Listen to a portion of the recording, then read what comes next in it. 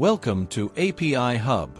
In this section, we explain how to connect API Hub's MCP servers to different clients like Cursor, Claude Desktop, or Windsurf. Setting up your MCP server allows you to call and interact with APIs directly from AI tools or enhanced IDEs without needing external configurations. Let's start with Cursor. To integrate an API into Cursor, you need to download Cursor from cursor.com. First, you need to create a folder in the root of the project with the name .mcp. And then we need to create a file mcp.json. Now we need to copy the MCP configuration from API Hub and paste it into the created file.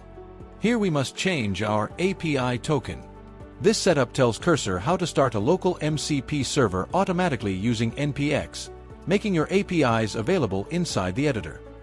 Following these simple steps, you'll be able to use API Hub's APIs inside Cursor or other MCP-compatible tools, making it easier to connect APIs to AI agents or coding assistants. With this ready, we will be able to use our MCP server from Cursor. Thanks for watching and happy coding!